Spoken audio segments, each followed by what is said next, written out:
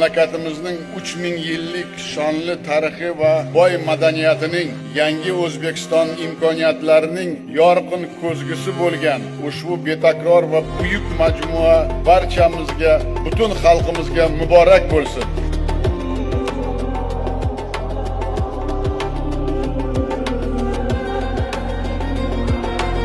Ushbu markazda O'zbekistonning qadimiy tarixi va sivilizatsiyasi durdonalarini bir paytning o'zida yagona ma'rifiy makonda ko'rish, shu asosda o'zbek xalqining intellektual va madaniy salohiyatini yaqqol anglash mumkin.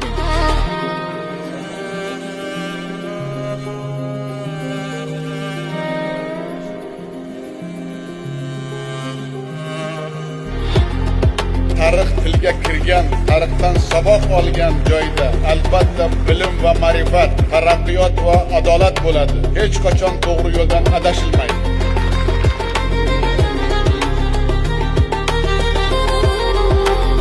Shu muborak kunda barchamiz Xudoning inoyati bilan mana shunday noyob va muqaddas Usmon Qur'onining ilohiy sharofati bilan yurtimiz doimo tinch osoyishta bo'lsin, hayotimiz qut barakaga to'lsin deb duolar qilamiz.